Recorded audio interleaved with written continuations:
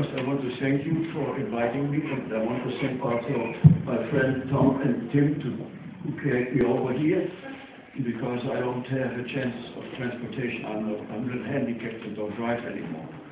So I'm glad they did this for me. As I mentioned last time, I was in the Russian prison camp, and of course the Russians were never treated, the Germans were never treated as well as Americans here.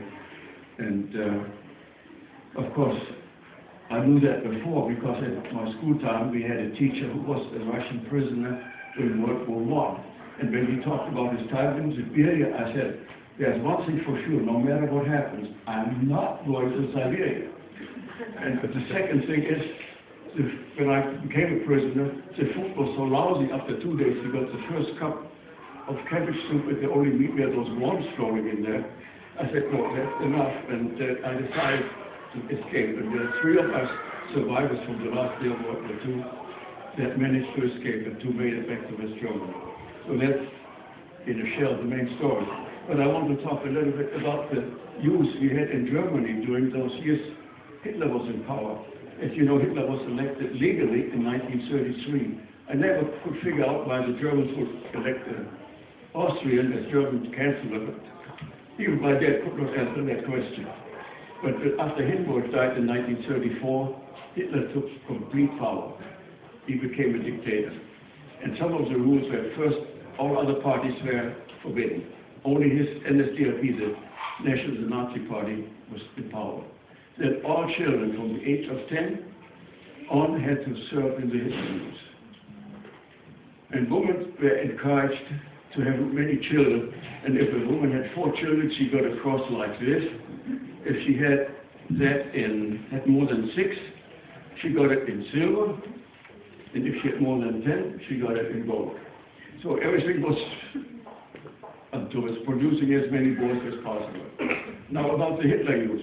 This 10 years, we had to start basic training.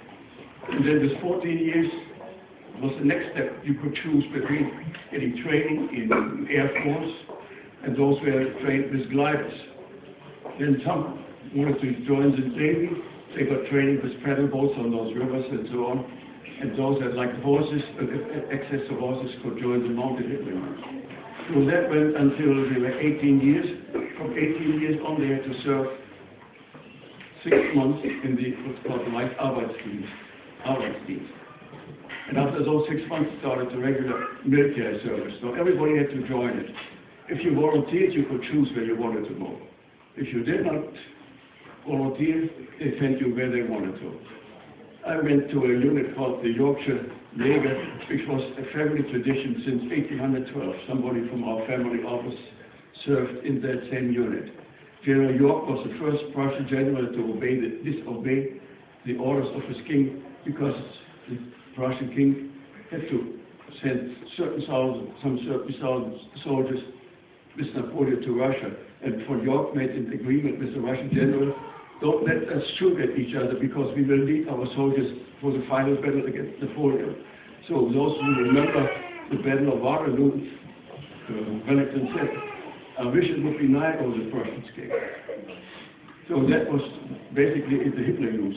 We also had German officers from World War I talking to us. And my favorite one was General Paul von Leopold.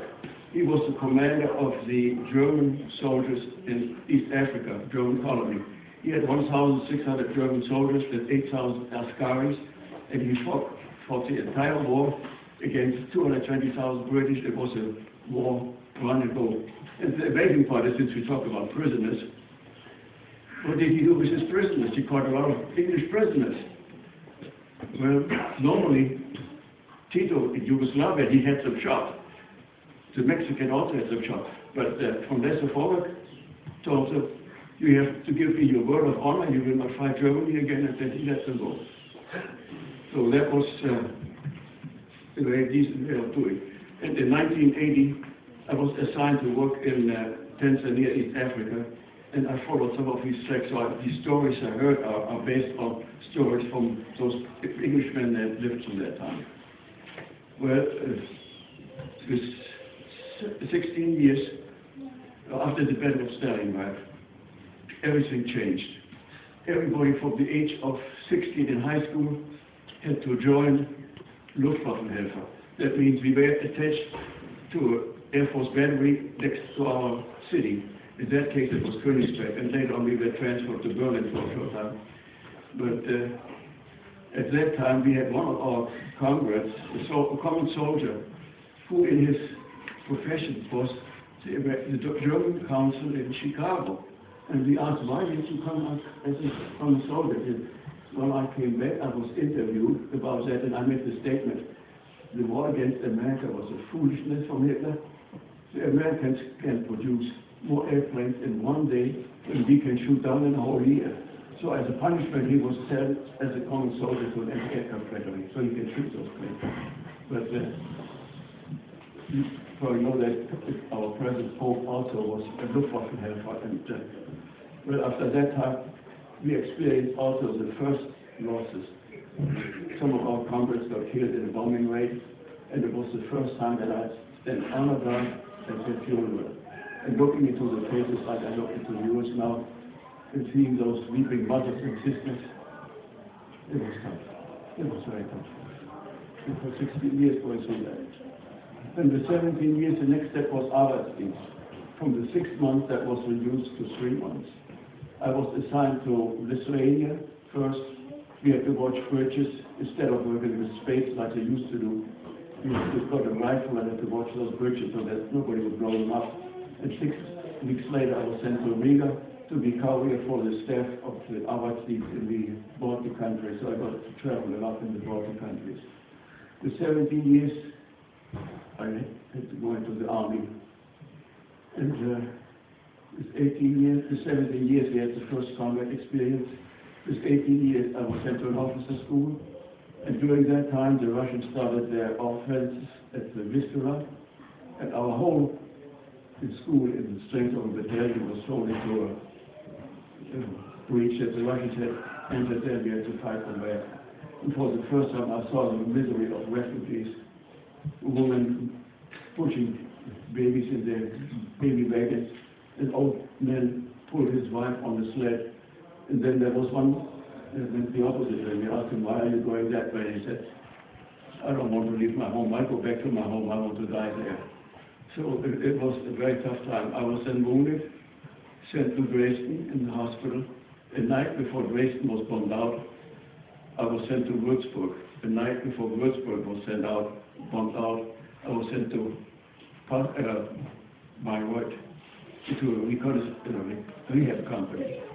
And then I found out that my mother, who lived in East Prussia, got out of Königsberg a day before the Russians encircled the whole city.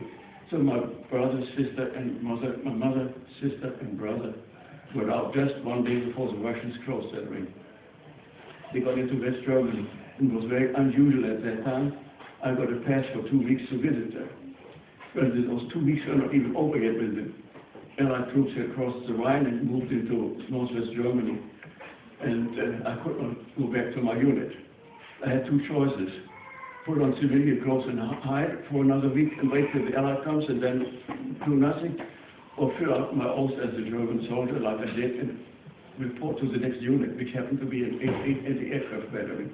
And they gave me a platoon, they called it anti-tank platoon, to fight tanks and so on. And after about 10 days, I was in retreat in front of the British troops. We were sent through Mecklenburg towards Berlin, but it was already too late. And on the 2nd of May 1945, we were in Mecklenburg, and one major came along and gave us a sign, stay here, defend this line as long as you can, let all the civilians go through, and wait till the British came. The British never came, but the Russians came with their T-34 tanks, and after about maybe less than 2 hours, it was over. I got one Russian threw a hand grenade at me. I was wounded. I could not see for a moment because I got a shrapnel over the head. And from our platoon of 34, we were 3 survivors. And then I look back at those They did not defend Hitler because Hitler, he would die the day before. They were there to defend those civilians so that the Russians would not get them. I've seen what the Russians did to civilians after we conquered one of those places they had in the Atlantic in East Prussia.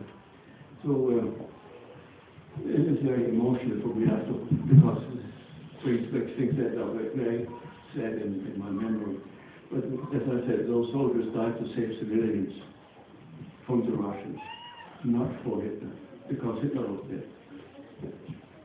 So these three were captured by the Russians. And as I said before, I did not like the Russian idea of being sent to Siberia.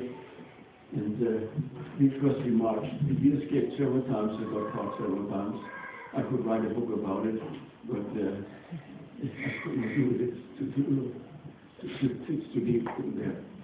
But the food and all this made me try everything to get out. And eventually we got out, and it took me about 4 months of hide and seek with the three of us, and 2 of us made it.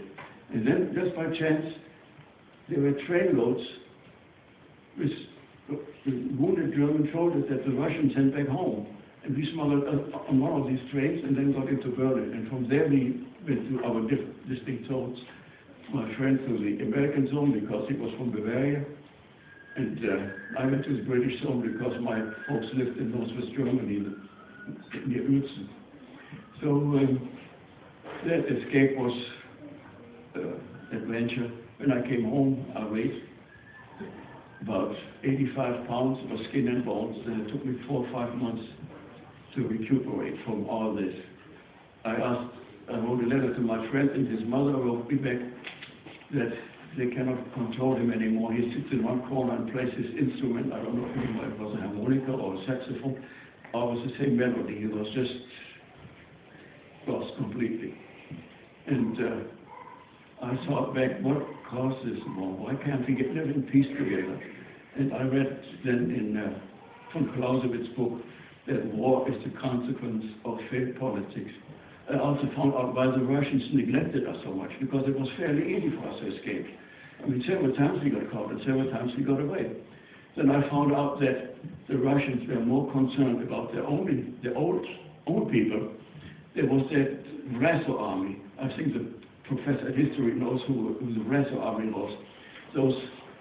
Razor was a very famous Russian general. Was captured by the Germans, and he came from the Ukraine, so he formed a Russian liberation army.